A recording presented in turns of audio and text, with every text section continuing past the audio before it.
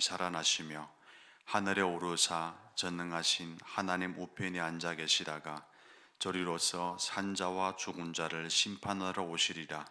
성령을 믿사오며 거룩한 공회와 성도가 서로 교통하는 것과 죄를 사하여 주시는 것과 몸이 다시 사는 것과 영원히 사는 것을 믿사옵나이다.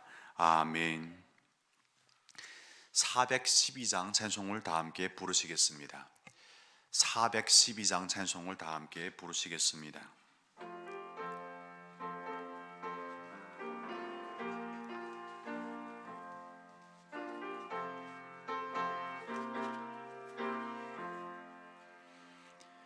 내 영혼의 귀 깊은 데서 맑은 가락이 울려나네. 하늘 곡조가 언제나 흘러나와 내 영혼을 고이 싸네.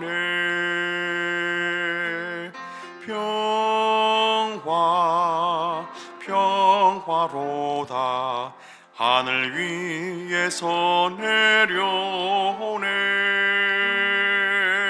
그 사랑의 물결이 영원토록 내 영혼을 덮으소서. 내 맘속에 솟아난 이 평화는 깊이 묻힌 보배로다. 나의 고화를 캐내어 가져갈 자 그 아무도 없으리라.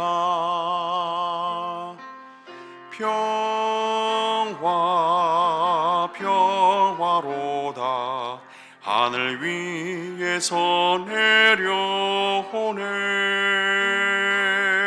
그 사랑의 물결이 영원토록 내 영혼을 덮으소서. 내 영혼의 평화가 넘쳐남은 주의 큰 복을 받음이라. 내가 주야로 주님과 함께 있어 내 영혼이 편히 쉬네.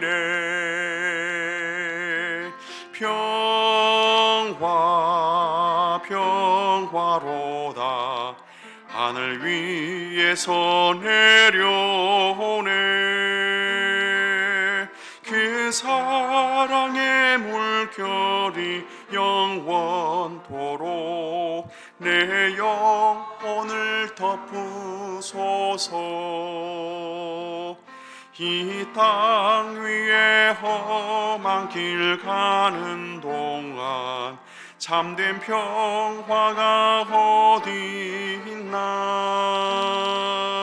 우리 모두 다 예수를 친구 삼아 참 평화를 누리겠네.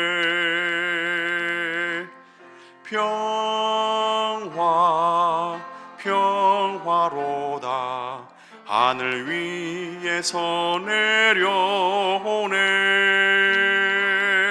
그 사랑의 물결이 영원토록 내 영혼을 덮으소서. 아멘. 보실 말씀은 구약성경 시편 41편 1절 2절 말씀이 되겠습니다. 구약성경 시편 41편 1절 2절 말씀이 되겠습니다.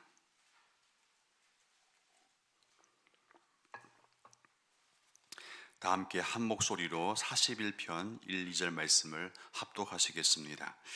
가난한 자를 보살피는 자에게 복이 있으며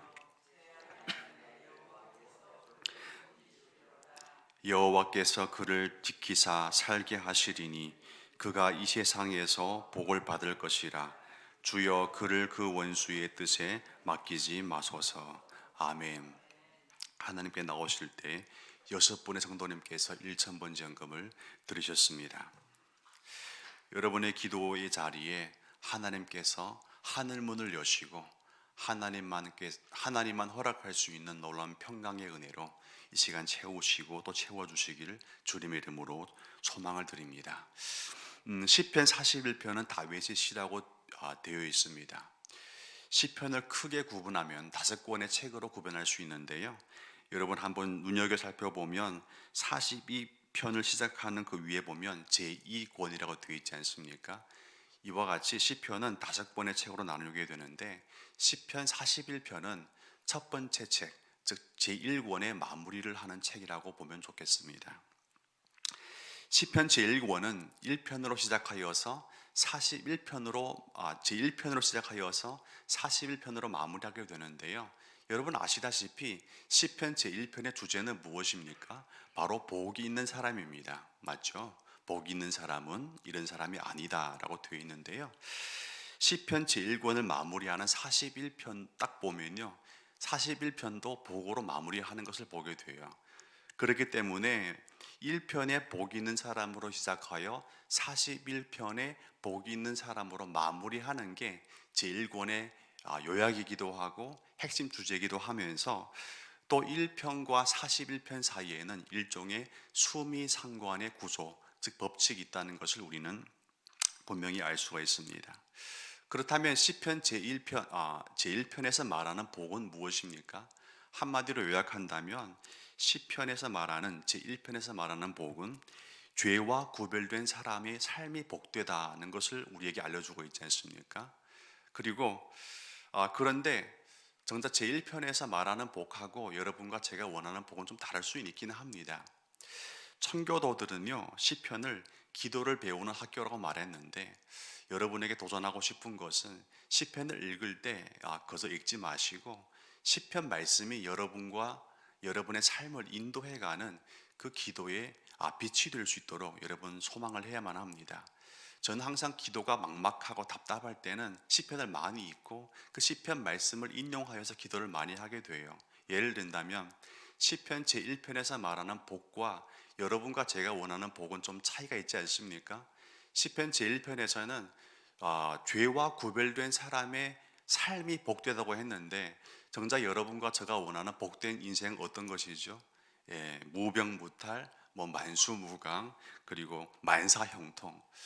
모든 것이 다 만자가 들어가서 모든 것이 다 우리의 상황과 우리의 필요에 따라서 채워지고 풀려나가는 것을 복되다고 생각하는데 그러나 시편 1편의 말씀에서 주시는 복된 사람의 정의는 그렇지가 않다는 것이죠.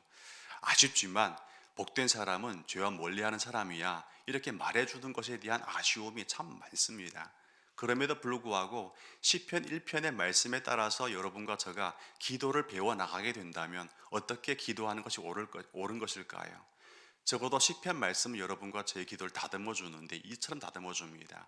하나님, 나의 상식과 필요는 이와 같은 복에 대한 정의가 맞는 것이지만 그러나 시편 1편을 보니까 하나님께서 정리하고 설명하는 복은 이런 복이기 때문에 나의 상식과 필요에 따라서 하나님을 조르고 하나님을 흔들어서 또 하나님께 요청하여서 이와 같은 복을 허락해 달라고 하는 기도가 아니라 오히려 하나님의 뜻이 중심이 되어서 나의 모든 상황과 필요를 만져주시고 다듬어 가서 궁극적으로 하나님께서 원하시는 복이 내 인생에 충만할 수 있도록 은혜를 베풀어 주시옵소서. 그와 같은 인도함에 순복할 수 있는 은혜와 말씀의 감동을 허락하여 주시옵소서라고 기도하는 것이 시편 1편이 여러분과 제게 가르쳐주는 복된 비결이죠. 그리고 기도의 인도라는 것을 우리는 알 수 있습니다. 여러분 새벽 기도 들을 때 시편 기도가 여러분의 기도를 인도해 주는 그 은혜의 말씀이 되기를 소망합니다. 그리고 오늘 본문에 보면 41편의 시작도 복으로 시작하는데 여기서 말하는 복은 사실은 시편 1편에서 말하는 복하고는 좀 다르게 의미의 차이가 있습니다.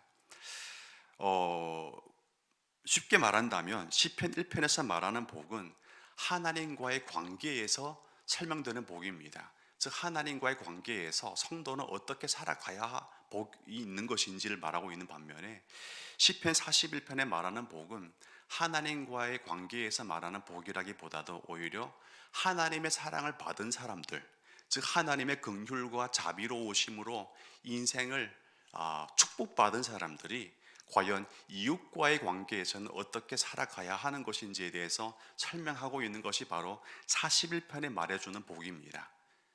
짧게 요약하면 1편은 하나님 앞에서 나는 어떻게 살아가야 하는가를 말하고 있고, 쭉 지나와서 41편은 그렇다면 이웃과는 나는 어떠한 사람이 되어야 되는 건가, 하나님 앞에서의 나의 삶과 이웃 앞에서의 나의 삶에 대한 조명이 바로 제1권을 통틀어서 우리에게 허락하신 하나님 메시지라는 것이죠. 여러분과 저는 하나님 앞에서 나라는 존재가 어떤 존재가 되어야 되는지를 정의하는 것은 그렇게 어렵진 않습니다.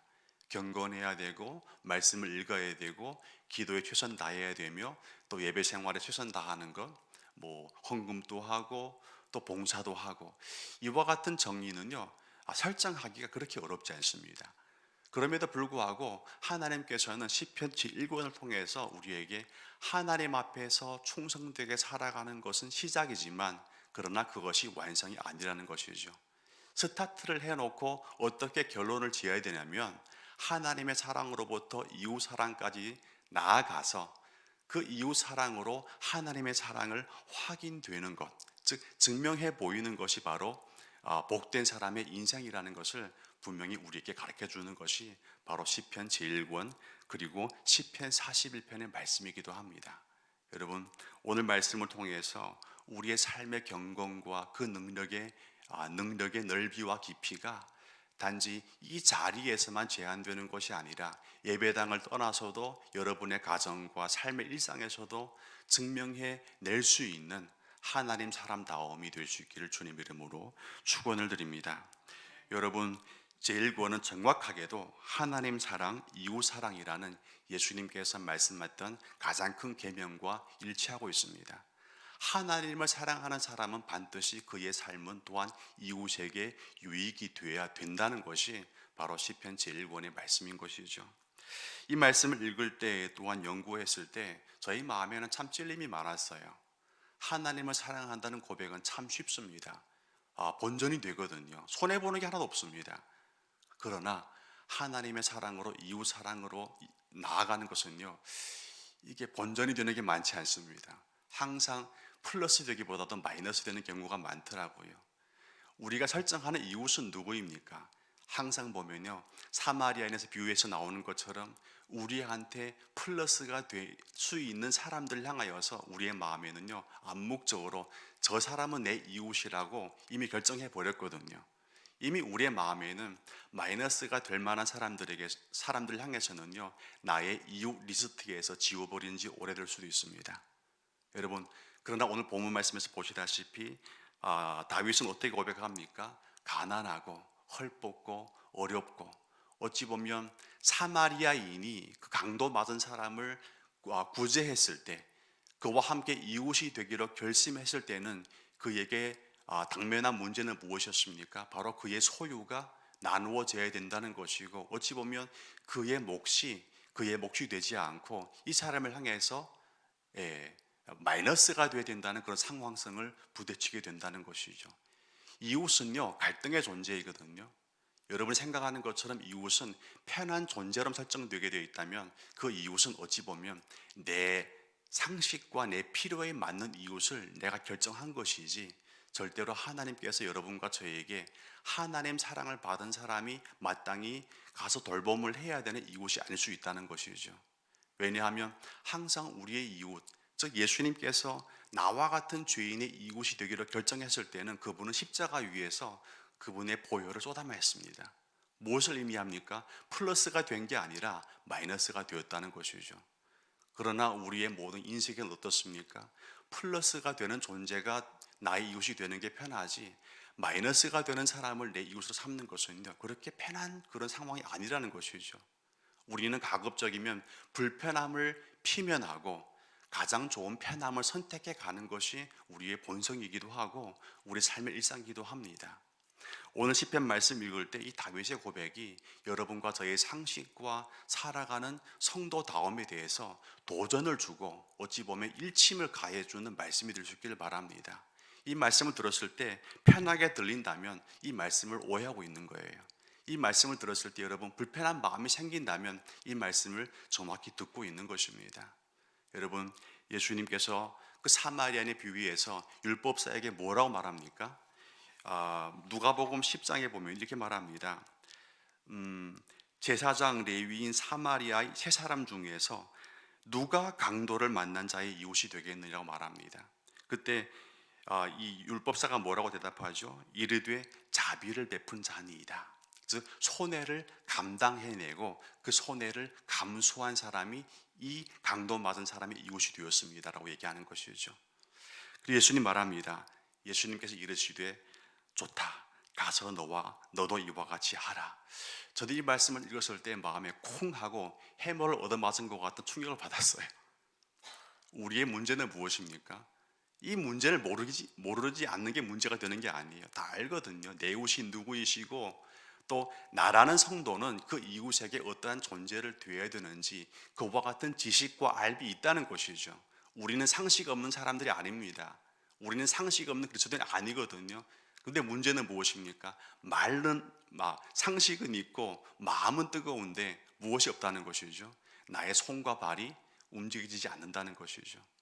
결론적으로 말씀드리면 다윗이 시편을 통해서 우리에게 고면한 말씀을 얻습니다. 바로 예수님이 하신 말씀. 그렇게 깨달았다면 좋다. 그 깨달음으로 나가서 행하라는 것이죠. 여러분, 오늘날 여러분에게 이웃은 누구입니까? 새벽 기도할 때 우리가 기도하는 환우분들의 연약함을 우리는 다 기억하지 않습니까? 그분에게는 어떤 도움이 필요할까요? 어떤 사람이 그러더라고요. 많은 사람 나한테 힘내라고 하는데 지금 어떻게 힘내야 할지 모르겠습니다. 그런 상황성 가운데 그 사람에게 이웃이 되는 가장 좋은 방법은 무엇일까요? 옆에 가서 된다면 같이 울어주고 필요하다면 밥도 한 끼 사주시면서 그 사람에게 위로가 되어주는 것. 여러분, 우리의 문제인 말로만 많고 행동이 없는 사실에서 헤쳐나올 수 있는 용기와 능력을 구하는 새벽 기도가 되었으면 좋겠습니다. 그리하여서 나는 단지 하나님 사랑만 무성한 무화과가 아니라 이웃 사랑도 함께 성취해내는 복된 성도임을 증명해내는 하루가 될 수 있기를 주님의 이름으로 축복을 드립니다. 기도드리겠습니다.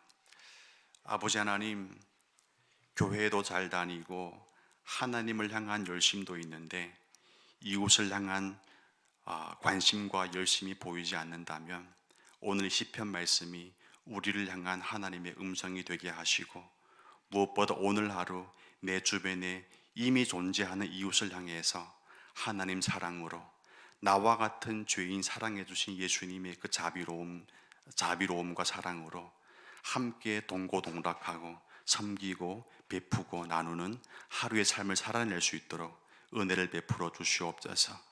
단지 감동만을 구하는 것이 아니라 나의 손과 발에 실천의 능력까지 더해주는 이 새벽 기도가 될 수 있기를 주님의 이름으로 소망을 드립니다.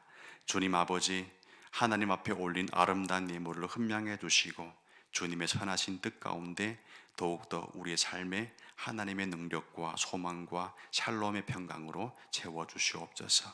모든 영광 주님께 돌리고 예수님의 이름으로 기도드립니다. 아멘.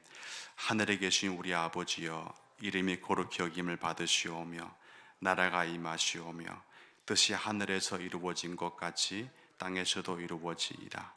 오늘 우리에게 일용할 양식을 주옵시고 우리가 우리에게 죄진 자를 사하여 준 것 같이 우리 죄를 사하여 주옵시고 우리를 시험에 들게 하지 마옵시고 다만 악에서 구하시옵소서.